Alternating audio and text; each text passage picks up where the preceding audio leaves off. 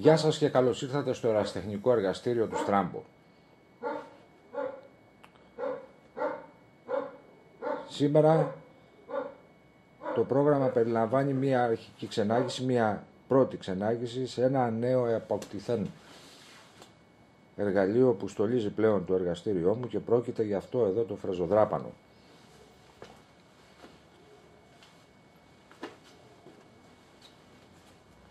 Πρόκειται λοιπόν για το φρεζοδράπανο CTZX 7045α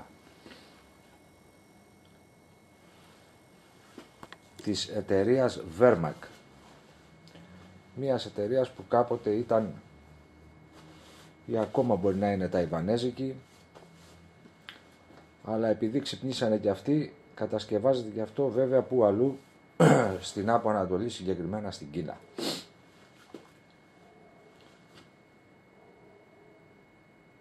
Παρακάτω θα δείτε μερικά πλάνα από το ξεφόρτωμα και την τοποθέτηση του μηχανήματος. Ευτυχώς που ήταν ο Μιχάλης εδώ, ο φίλος μου ο Γερανιτζής, και έγινε σχετικά εύκολα.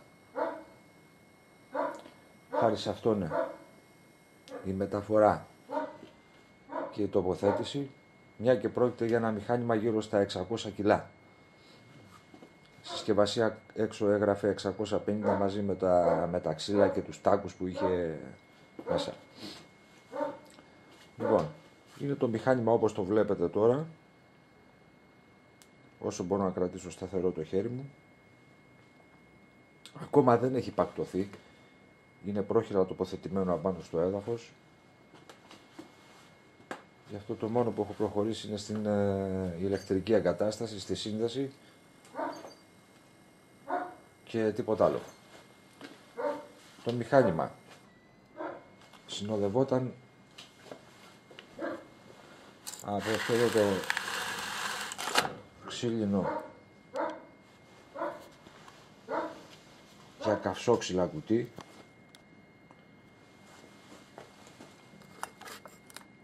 η γνωστή βλακεία που βάζουν όλοι, δεν καταλαβαίνω τι χρησιμεύει αυτό, τέλος πάντων. Ένα αντάπτορα, μάλλον το τσοκ,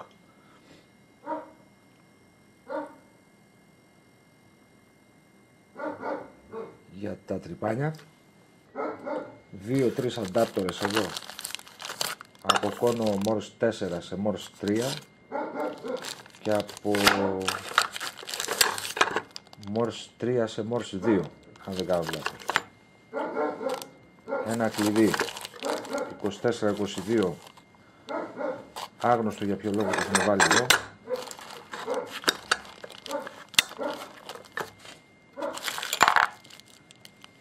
Ένα τσοκόκλειδο. Ένα ανταλλακτικό για το γυάλινο μάτι που λέμε, εντός εισαγωγικών, για τη στάθμη του λαδιού, που και αυτό δεν καταλαβαίνω γιατί το βάλανε εδώ, εκτός άμα έχει πρόβλημα και το ξέρουνε, οπότε το έβαλαν προληπτικά. Και τέλος,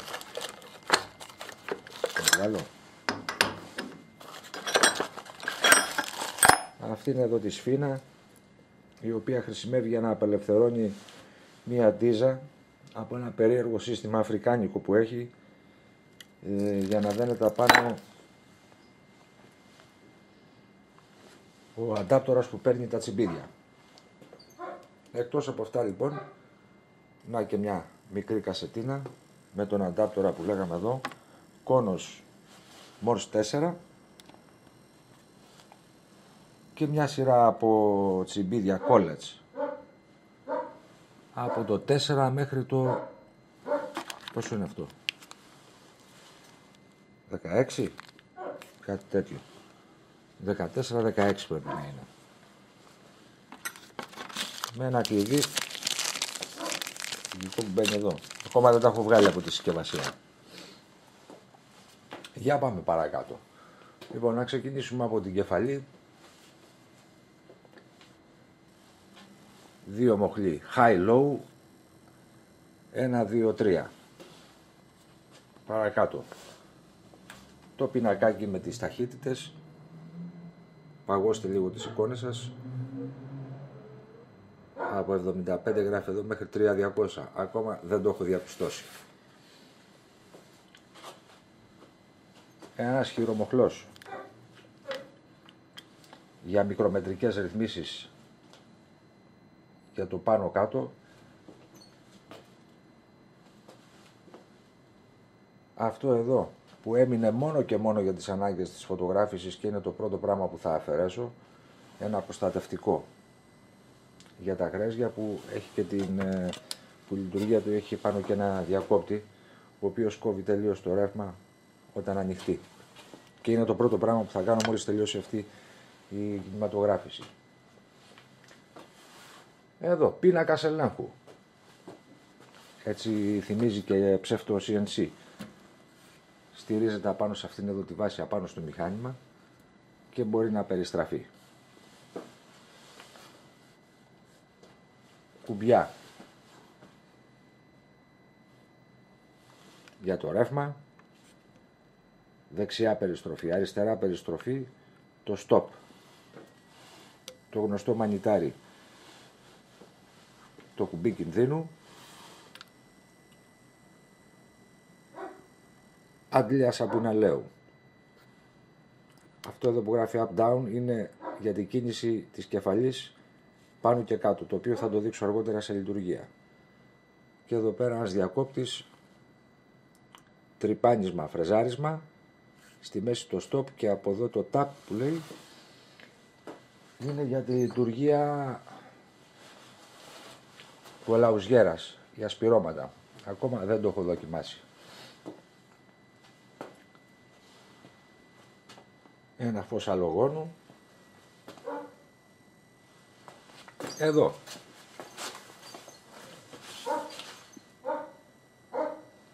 Διάλεξα αυτό το μοντέλο και το οποίο και επιβαρύθηκα και αρκετά, τώρα που το βλέπω αρκετά παραπάνω, το οποίο είναι η λεγόμενη αυτόματη πρόωση στο τραπέζι, στο χ άξονα, έτσι όπως βλέπετε την κατεύθυνση που κουνάω τώρα την κάμερα. Πάμε παρακάτω. Μία κλίμακα που έχει εδώ. Να θυμηθώ να το βγάλω αυτό, τι άλλο έχει. Ναι, έχει νάιλον. Ένα μηχανισμό stop. Για τα δύο stop που υπάρχουν. Αυτό, ένα δεξιά και ένα αριστερά. Η μανιβέλα.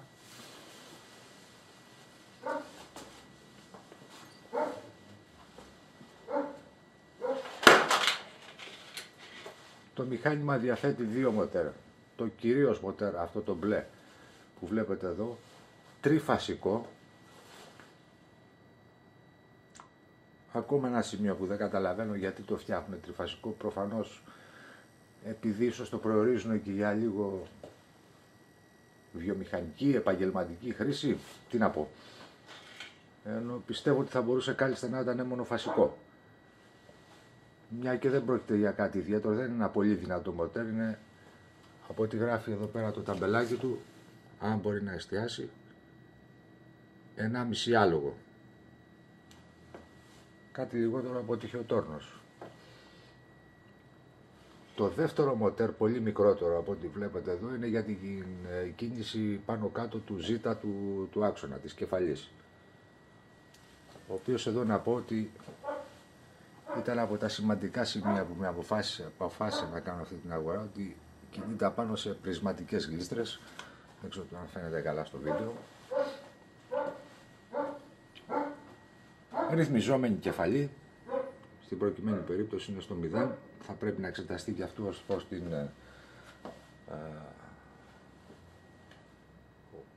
καθετότητά της με τους γράφτες και τα λοιπά. Η δεξιά πλευρά της κεφαλής, όπως τη βλέπουμε από τη μεριά του χειριστή. Ένας διακόπτης εδώ απάνω, on-off, ο οποίος εμπλέκει και αποσυμπλέκει την αυτόματη πρόωση. Παρακάτω. ένας ακόμα περιστροφικός διακόπτης, ο οποίος έχει 3 σκάλες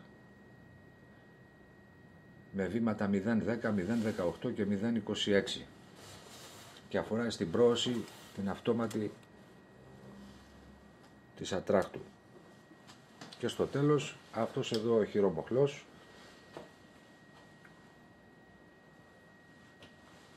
ο οποίος χρησιμεύει, οπότε καταλαβαίνετε, στο να κατεβάζουμε την άτραχτο προς τα κάτω μαζί με μια κλίμακα, την οποία και αυτή θα δείξω σε λειτουργία αργότερα. Ένα από τα πρώτα πράγματα που έκανα να αφαιρέσω ήταν αυτήν εδώ την αντιαισθητική σωλήνα, που είναι για να φέρνει το σαπουνέλαιο απάνω, το οποίο γι' αυτό το καταργήσω επί τόπου, γιατί δεν το χρησιμοποιώ σχεδόν ποτέ, τουλάχιστον εγώ. Όπως και εδώ, αυτό ήδη έχει αφαιρεθεί. Η μανιβέλα του Χ, και αυτή διαβαθμισμένη, 0,05. Μία απομακρυσμένη άποψη, όσο μπορώ, γιατί ο χώρος δεν είναι και τόσο μεγάλος. Λοιπόν, μαντεμένια βάση, ενώ το ίδιο το 70-45 βγαίνει και σε μια πιο φτωχή εντός εισαγωγικών έκδοση με λαμαρινέλια. Εγώ διάλεξα την πιο πλούσια, γιατί περισσεύανε φράγκα. Σιγά σιγά να προχωρήσω και από την αριστερή μεριά του μηχανήματος όσο το δυνατόν μπορώ. Ξεκινώντας από πάνω προς τα κάτω, ένας γενικός διακόπτης ο οποίος μου αρέσει και θα το ήθελα και στο τόρνο μου, αλλά δυστυχώς δεν έχει, πρέπει να τον προσθέσω. Ένας διακόπτης εδώ πέρα, 1 και 2, που σε συνδυασμό με το μπροστά το χειριστήριο ρυθμίζει επιλέγει τις στροφές της ατράκτου. Τα καλώδια μαζεμένα. Εδώ έχουμε ένα τερματικό διακόπτη για το απάνω μέρος και άλλο ένα τερματικό διακόπτη εδώ, ο άλλος ο κίτρινος, για το κάτω μέρος. Είναι για την κίνηση της κεφαλής στο πάνω κάτω, σε περίπτωση που ξεχαστεί. Αυτός ο άξονας εδώ που βγαίνει περιστρέφεται ελεύθερα κατά την αυτόματη μετακίνηση του Z πάνω κάτω, αλλά επίσης συνοδευόταν και από αυτή τη μανιβέλα, η οποία χρησιμοποιείται σε περίπτωση που θέλουμε να ανυψώνουμε το Z χειροκίνητα, και πάει έτσι. Και μια άλλη άποψη, όπως είπαμε, από την αριστερή μεριά του μηχανήματος. Εδώ δεν καταλαβαίνω, αφού τις βάλανε αυτές τις βίδες στη βάση, πιθανότατα τώρα άμα κάτσω και τις λύσω είναι καμιά 15, πώς είναι, παραπάνω, 4, 8, 11, καμιά 15 βίδες. Θα μπορούσε να χρησιμοποιηθεί σαν χώρος αποθήκευσης. Τι άλλο, δεν σκεφτήκαν τώρα να βάλουν ένα μεντεσέ, να το φτιάξουν σε στυλ ντουλάπι και να τελειώνει υπόθεση. Θα τους το αναφέρω. Σιγά μην μ' ακούσουνε. Το ίδιο και από την άλλη μεριά. Δεν τις έχω λύσει ακόμα εδώ. Προφανώς πρόκειται για κάποιο κοινό χώρο. 2 τρύπες από εδώ, 2 από την άλλη, είναι για την πάκτωση του μηχανήματος. Και αυτό είναι όλο. Προς το παρόν. Αυτή η ζελατίνα εδώ μπροστά μου τη δίνει. Εδώ από πάνω έχει και ένα κάλυμα. Αυτό που βλέπετε. Το άξονας περιστρέφεται κατά τη λειτουργία. Και επίσης χρησιμεύει για να μπει αυτή η ντίζα Δεν θα είναι καμιά 40 πόντους. Μπορεί και παραπάνω. Είναι αυτή η δίζα που χρησιμοποιείται για να στηρίξει αυτό τον αντάπτορα. Το κόλλες με ένα, όπως είπα, αφρικάνικο σύστημα, το οποίο και εγώ δεν το έχω καταλάβει ακόμα. Το έχω καταλάβει μερικώς μόνο. Δώστε μου λίγο χρόνο να καθαρίσω λίγο το τραπέζι. Μια και τοποθετηθήκαν αυτά εδώ πάνω χάρη της παρουσίασης. Η παρουσίαση γίνεται όταν είναι καινούρια. Μετά από κάνα μήνα σίγουρα θα είναι διαφορετικό. Σκεπασμένο από γρέζια, λάδια και τα ρέστα. Δώστε μου λίγο χρόνο. Άλλη μια άποψη από τα μακριά.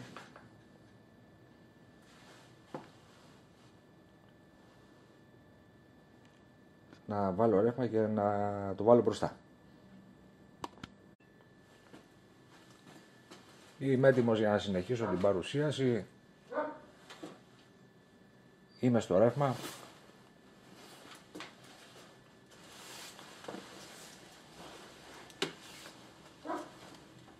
Γενικός διακόπτης. Πάμε. On. Ανάψω και το φως. Ας ανάψω και το φως. Λοιπόν. Εδώ.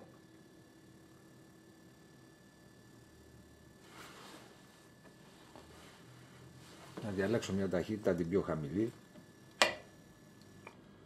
Το L1, το οποίο αντιπροσωπεύει 75 στροφές. Τώρα αυτό θα χρειαστεί γιατί με το ένα χέρι πρέπει να κινηματογραφούμε, το άλλο να γυρίζω. Κομπλάρισα, κομπλάρισα.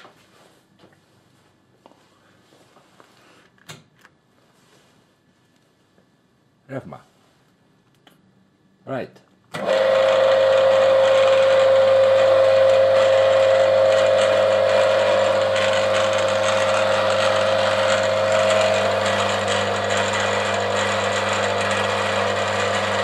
Περιστροφή ατράκτη. Εδώ ο μοχλός, ο χειρομοχλός, με τις λεπτές ρυθμίσεις κινείται επειδή ο διακόπτης είναι στη θέση on.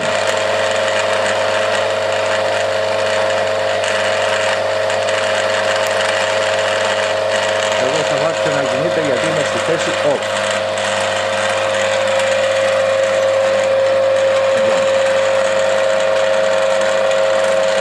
Λειτουργία σαπουνελαίου, άντε να ακουστεί με το σεφόρικο. Λοιπόν. Stop.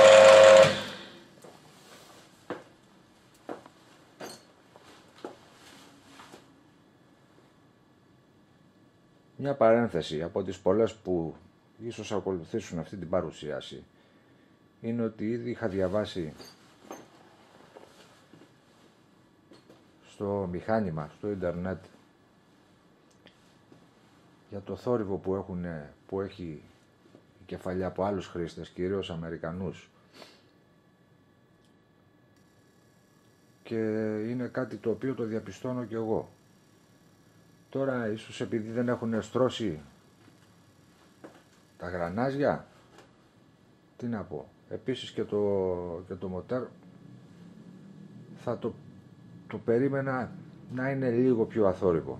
Δεν ξέρω, ίσως και αυτό αν θέλει στρώσιμο. Είμαι γενικά της παλιάς σχολής και ό,τι και να λένε ή για μηχανάκι πρόκειται ή για αυτοκίνητο ή για οτιδήποτε, συνηθίζω και ροντάρω τα μηχανήματα, ό,τι και να είναι. Αλλά η κεφαλή πράγματι ακούγεται λίγο παραπάνω από ό,τι ήθελα. Όταν το βάλαμε μπροστά στην έκθεση δεν ακούγονταν, αλλά αλλιώς ακούγεται σε ένα χώρο 2 στρέμματα και αλλιώς ακούγεται βέβαια σε ένα κλειστό χώρο των 25-30 τετραγωνικών. Τέλος πάντων. Λοιπόν, εδώ όλα τα λεφτά. Ηλεκτρικός κινητήρας γράφει απάνω. Αυτό εδώ AC,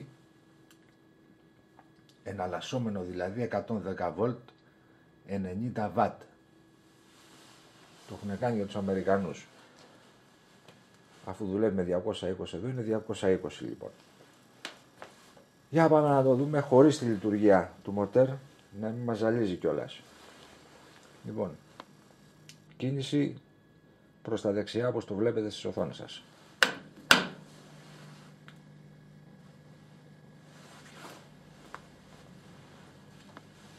Και εδώ δείχνει την κίνησή του, η οποία τώρα είναι αριθμισμένη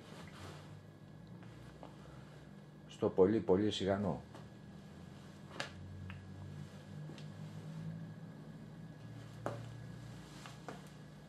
Λοιπόν,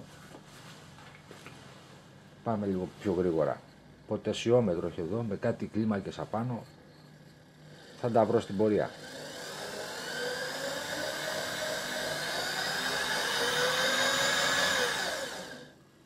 Οπ. Έκοψε μόνο του. Μάλλον το παρά